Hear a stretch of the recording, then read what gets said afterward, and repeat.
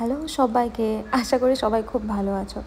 আমি ভীষণ irregular video দিই, তবুও এই ভিডিওটা বেশ কিছুদিন আগে করা ছিল, মনে হলো একটু শেয়ার করি তোমাদের সাথে। দেখেই বুঝতে পারছো জন্মাষ্টমীর দিন করা এই ভিডিওটা। তো জন্মাষ্টমী সকাল থেকেই আর কি আমরা চলে গেছিলাম ইস্কনে। ভোরবেলায় ওখানে মঙ্গল আরতি হয়, আর যেহেতু জন্মাষ্টমী ছিল সেই দিন, সেজন্য সকালবেলায় প্রচুর ভোরবেলায় প্রচুর লোক হয়েছিল। বেসিক্যালি এতটা হয় না। তো প্রথমে ঠাকুর দর্শন হয়, ঠাকুরের পোশাক পরিবর্তন, সমস্ত কিছুই আস্তে আস্তে ওখানে স্টেপ বাই স্টেপ প্রায় 1-1.5 ঘন্টার প্রোগ্রাম ছিল। এবং প্রতিদিনের মতন এখানে তুলসী আরতি হয় বেশ কিছুক্ষণ, তারপরে কীর্তন তো ছিলই।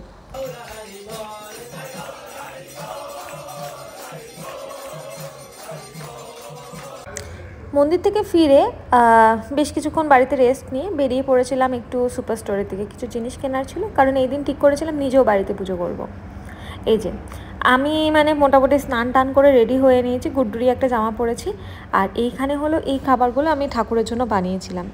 প্রথমে এখানে তিল ভাজছিলাম, তিলের পায়েস করব। মাকে দেখতাম মা স্পেশালি জন্মাষ্টমী করতো না, জন্মাষ্টমীর পরের দিন নন্দোৎসব করতো, এখনও করে, যদিও এবছর মার শরীরটা খারাপ ছিল, মা করতে পারেনি।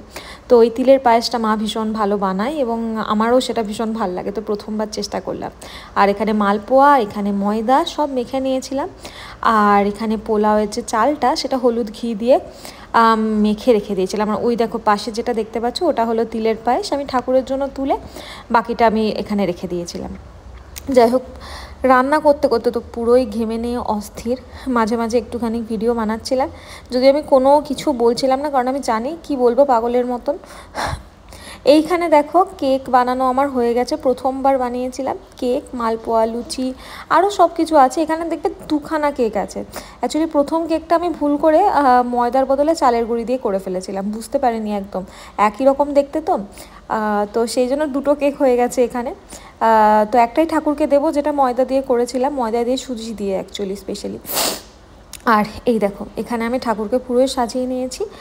এখানে আমার লক্ষ্মী, গণেশ, সরস্বতী, এখানে আমার শিবজি, এদিকে আমার হনুমানজি, আর এখানে হলো রাধাকৃষ্ণ। জন্মাষ্টমীর জন্য আমি একটুখানি স্পেশাল করে সাজিয়েছি ওদের। আর এইখানে দেখো সমস্ত রকমের যে খাওয়া দাওয়াগুলো, সেগুলো আমি দিয়েছি ঠাকুরের। নাড়ু বানিয়েছিলাম সেদিনকে, লুচি করেছিলাম, পোলাও করেছিলাম, আলুর দম, তিলের পায়েস করেছিলাম, আর কি করেছিলাম, এই যে মিষ্টিটা তো কেনাই ছিল, কিছু চকলেট দিয়েছিলাম, এখানে একটা ম্যাঙ্গো মিল্ক বানিয়েছিলাম, কেক ছিল, মালপোয়া ছিল, আর কিছুটা ফ্রুটস ঠাকুরকে দিয়েছিলাম। ব্যাস, এই ছিল আমার ছোটোখাটো আয়োজন। খুব মন থেকে করেছিলাম, কারণ আমি কখনো এর আগে জন্মাষ্টমী করিনি। আগের বছর এখানে ছিলাম, বাট আমার কাছে ঠাকুর ছিল না, আমি এমনিই পুজো দিয়েছিলাম, বাট আর সেভাবে কিছু আর করেছিলাম না।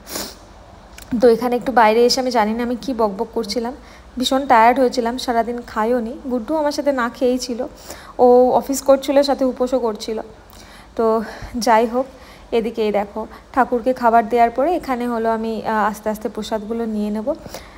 সত্যি বলতে ভীষণ ভালো লাগছিল দেখতে, এবং বাড়িতে না ছোটোখাটো পুজো করলে এত ভালো ফিল হয় কি বলবো, বাড়িতে ছোটোবেলা থেকে দেখে এসছি এরকম।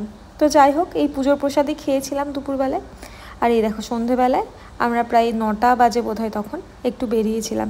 এই শাখা পলা পরেছিলাম অনেক দিন পরে, আর এই চুড়িদারটাও পরেছিলাম অনেক দিন পরে। তো গুড্ডু একটু সেজেগুজে নিয়েছিল, কারণ বিকেলবেলা একটুখানি ইস্কন যাওয়ার ইচ্ছা ছিল। তো আর কি, চলে গেলাম।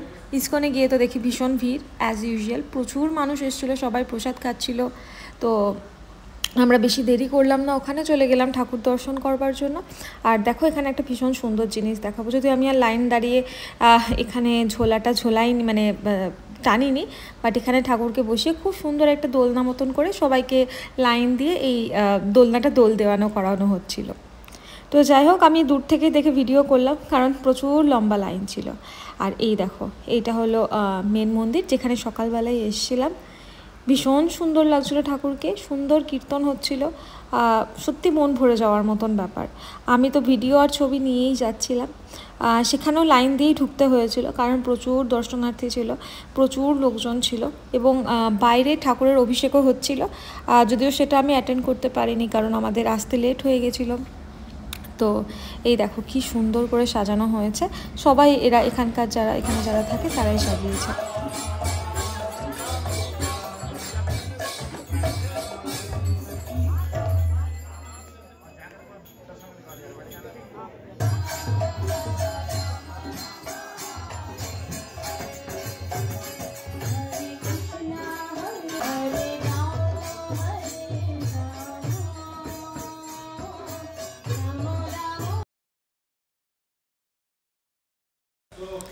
এই হলো বাইরেটা, যেখানে খাওয়া দাওয়ার ব্যবস্থা ছিল, সবাই খাওয়া দাওয়া করছিল।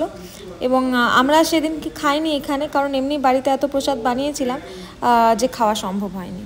আর এই দেখো দুজন মিলে সেদিনকে হেঁটে হেঁটে, এটাকে বলে পিস ব্রিজ, এদিক থেকে আমরা হাঁটতে হাঁটতে বাড়ি থেকে চলে গেছিলাম। তো খুব সুন্দর একটা দিন কাটলো। তোমাদের কেমন লাগলো এই ব্লগটা জানিও। সবাই ভালো থেকো, টাটা।